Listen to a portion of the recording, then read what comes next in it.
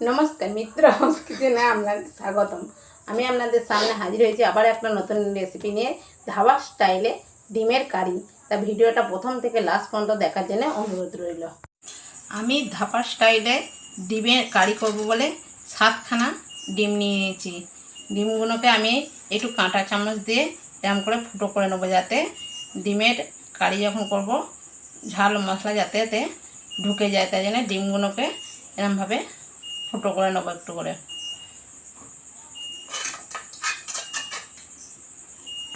সব কটা ডিমকেই আমি এরকম ফুটো ফুটো করে দেবো।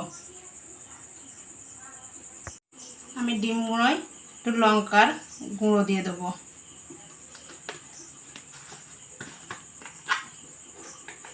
আর একটু হলুদ গুঁড়ো দেবো, দিয়ে সুন্দর করে মাখিয়ে নেবো। আমি ঝাঁকিয়ে ঝাঁকিয়ে মাখিয়ে নেবো।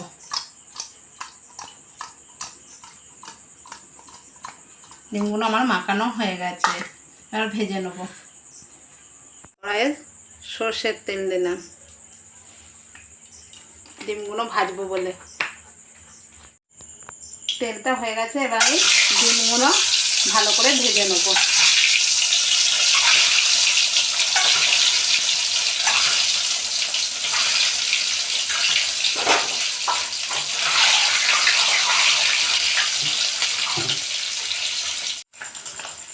ডিমগুলো লাল করে ভাজা হয়ে গেছে, এবার ডিমগুলোকে আমি তুলে নেব।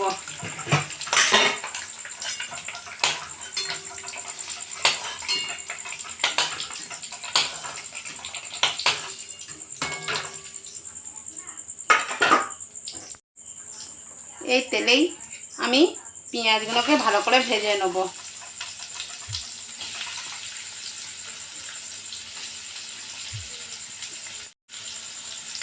লাল করে পেঁয়াজগুলোকে ভালো করে ভেজে নেব।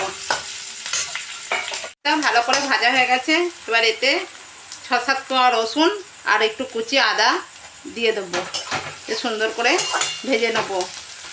এটা ভাজা হয়ে গেলে ঠান্ডা করে আমি এটা মিক্সিতে বেটে নেব।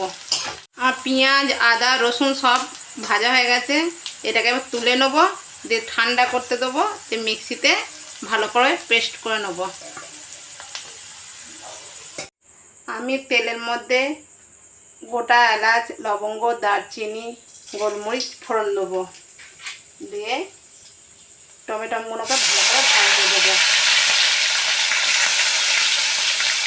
ভাজা হয়ে গেছে, আমি এখানে হলুদ গুঁড়ো নিয়েছি 1 চামচ, জিরে গুঁড়ো নিয়েছি 1/2 চামচ, ধনে গুঁড়ো নিয়েছি 1 চামচ, আর লঙ্কার গুঁড়ো 1 চামচ। এটা দিয়ে দেবো। মশলাটাকে একটু ভেজে নেবো।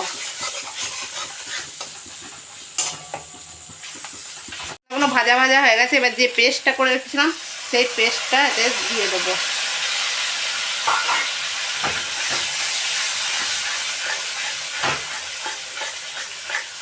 সুন্দর একটা সেন্ট বেরিয়েছে। মশলাটা শুকনো শুকনো হয়ে এসছে, এবার আমি এতে টক দই দিয়ে দেবো। টক দই দিয়ে কিছুক্ষণ এটা কষে নেব। এবার আমি নুন দিয়ে দেবো।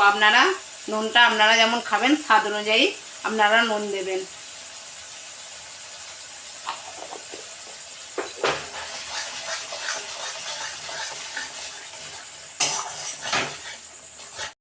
জল দিয়ে কিছুটা ফুটতে দেবো। জল দিয়ে কিছুক্ষণ ফুটতে দেবো। গ্রেভিটা গাঢ় হয়ে এসছে, এবার আমি ডিমগুলোকে দিয়ে দেবো।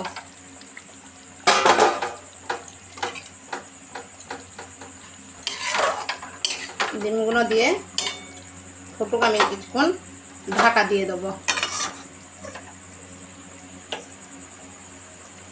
ডিমের কারিটা আমার হয়ে এসছে, হোটেল কিংবা ধাবার মতন ডিমের কারিটা আমার হয়ে এসছে। আমি এবার এটাকে নাবিয়ে নেব। নাবিয়ে ঘি আর গরম মশলা দেবো। আপনারা যদি ধনেপাতা বাড়িতে থাকেন উপর থেকে ধনেপাতা ছড়িয়ে দেবেন। এবার আমি নাবিয়ে নেব।